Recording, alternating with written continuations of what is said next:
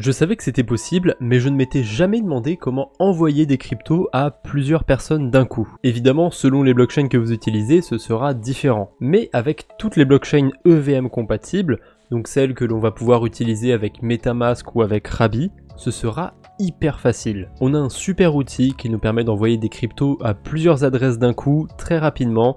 Il s'agit de Disperse.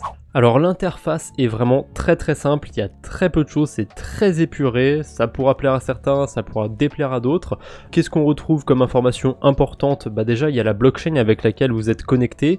Moi j'utilise le wallet Rabi et je me suis mis sur la blockchain Gnosis. Par contre ils ont laissé l'ancien nom de cette blockchain parce qu'avant ça s'appelait la XDAI Chain, maintenant c'est Gnosis, mais selon en fait la blockchain que vous mettez sur votre portefeuille, Disperse va automatiquement se mettre sur ce réseau. Je vais mettre sur Polygon par exemple. Vous voyez, Matic Network.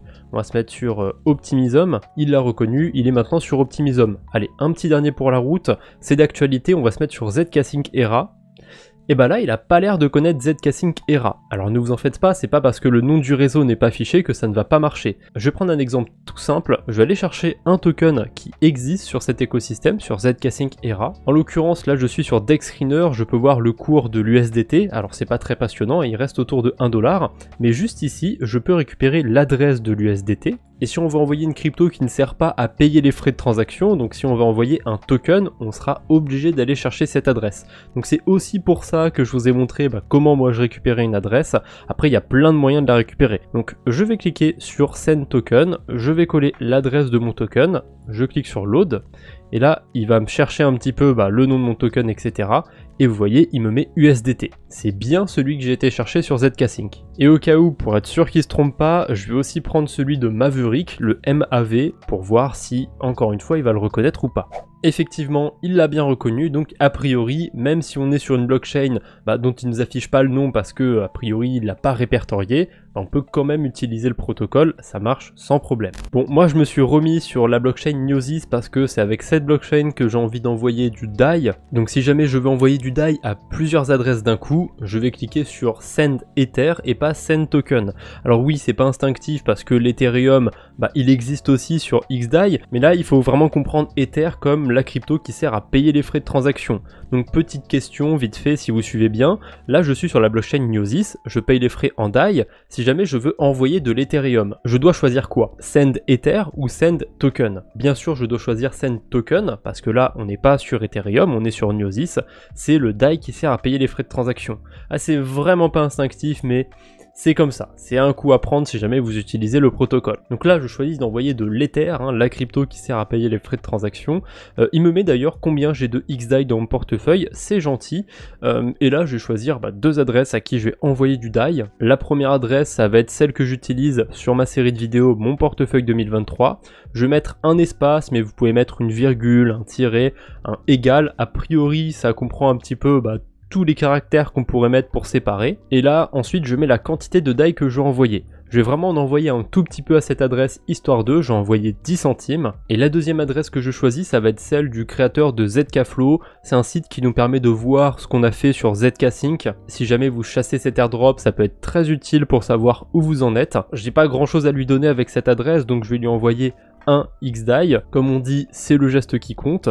Donc voilà, là je suis rodé, j'ai mis ma première adresse où j'envoie 0,1 Ether, la deuxième où j'envoie 1 Ether, enfin, quand je dis Ether, vous avez compris, je parle de XDAI, j'ai plus qu'à descendre la page, vous voyez, il a bien compris ce qu'il doit faire, envoyer à telle adresse 0,1 XDAI, envoyer à telle adresse 1,0 XDAI, j'ai envie de voir par curiosité si je mets un tiret, si je mets quelque chose, est-ce qu'il comprend bien? Alors sur la première ligne j'ai mis un égal, sur la deuxième j'ai mis un slash, et a priori, voilà, il comprend toujours aussi bien, donc pas de souci, vous pouvez séparer avec ce que vous voulez, si vous aimez bien mettre une virgule, si vous aimez bien mettre un point, quoi que ce soit, n'hésitez pas. Je clique maintenant sur Disperse Ethereum, j'ai une petite fenêtre qui s'ouvre et j'ai plus qu'à passer ma transaction. Donc là j'ai choisi Gnosis, c'est pas pour rien, je sais que les frais sont extrêmement faibles.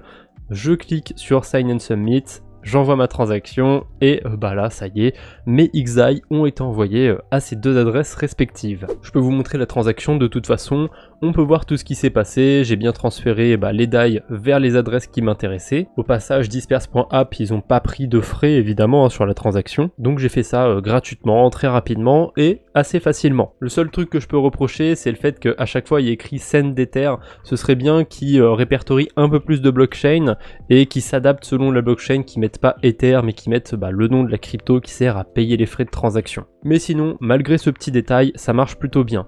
Alors je vais vous montrer quand même, je vais vous donner un autre exemple pour envoyer un token et on va changer de blockchain, on va se mettre sur Arbitrum. Alors j'aurais pu envoyer vraiment n'importe quoi, j'ai juste décidé de prendre celle-ci parce que c'est une assez grosse crypto sur l'écosystème d'Arbitrum et c'est aussi pour vous montrer que si jamais vous voulez récupérer l'adresse d'une crypto, il y a DexScreener que je vous ai montré, mais il y a aussi CoinGecko. Il me répertorie directement l'adresse du contrat de GMX sur Arbitrum ou sur Avalanche. Je vais venir le copier sur Arbitrum évidemment. Je reviens sur ma page disperse, je clique sur Token, je colle l'adresse que j'ai été copiée sur CoinGecko et vous allez voir, il va bien reconnaître que c'est le GMX que j'ai choisi. Voilà, à présent vous savez envoyer une crypto à plusieurs adresses d'un coup. J'espère que cette vidéo vous aura été utile. Si c'est le cas, n'hésitez pas à mettre un j'aime sous cette vidéo. En tout cas, je vous embête pas plus, on se retrouve bientôt j'espère. D'ici là, portez-vous bien. Salut tout le monde!